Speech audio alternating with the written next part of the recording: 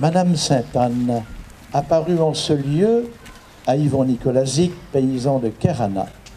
Avec nous, priez pour les agriculteurs. Dieu notre Père, regarde avec bonté ceux pour qui nous te prions plus particulièrement aujourd'hui.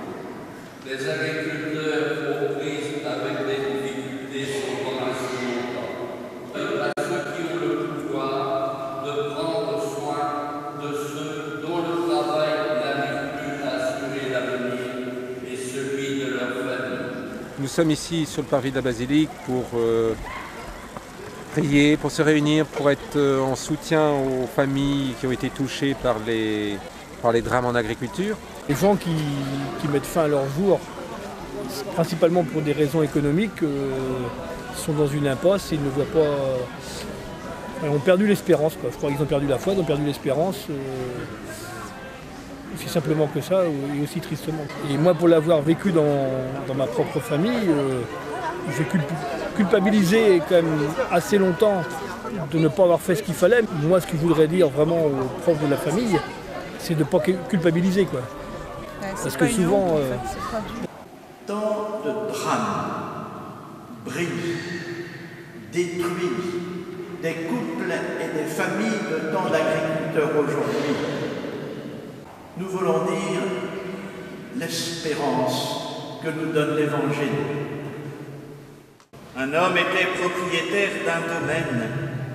Il planta une vigne, l'entoura d'une clôture, il creusa un pressoir et bâtit une tour de garde. C'est la vigne qui porte du fruit, la vigne de l'allégresse, donc un signe d'espérance. Alors pourquoi cette journée? C'est justement pour semer l'espérance, semer un monde d'amour. Et je pense qu'il n'y a que comme ça qu'on changera les choses.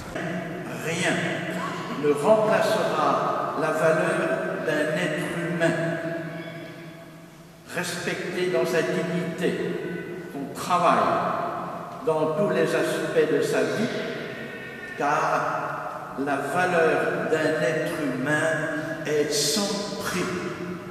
Entre les pavés de granit de l'esplanade de la basilique pousse ce petit brin d'herbe qui nous disent que rien, jamais, ne tuera la vie, car c'est en Dieu que la vie a sa source.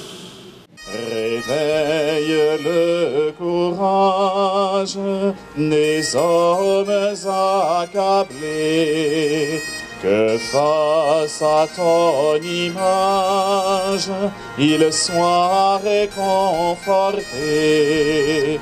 Sainte Anne au bonheur.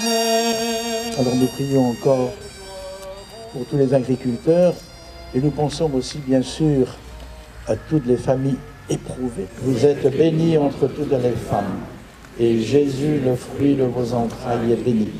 Une chose qui est importante, c'est que le travail, c'est pas simplement un salaire, c'est aussi de la reconnaissance. Les agriculteurs ne sont pas respectés, mais ils ne sont même pas respectés dans ce qu'ils produisent. Nous bénissons le repas, c'est parce qu'on remercie, c'est une façon de remercier le Seigneur de ce qu'il nous donne. Et malheureusement, actuellement, la nourriture, elle est gâchée. Quelquefois, on cherche des coupables, c'est à cause de la mondialisation, c'est à cause de ceci, de ça. La seule chose qu'on doit faire, c'est nous regarder nous-mêmes.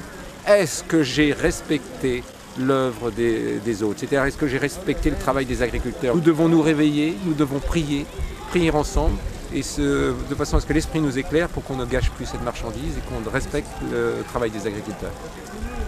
Évidemment, quand on a des difficultés financières, c'est dur d'aller voir un paysan et lui dire voilà, j'ai du mal à faire face à mes obligations, mais il peut toujours trouver des agriculteurs dans un coin ou l'autre du département avec qui on peut parler, quoi. Et là, on peut trouver des solutions pour accompagner, pour aider. Il existe des solutions.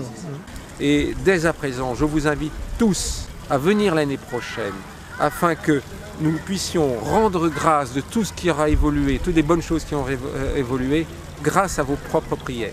Père, nous te louons pour ton serviteur, Yvon Nicolazic, qu'il puisse être un jour déclaré bienheureux et que nous ayons le privilège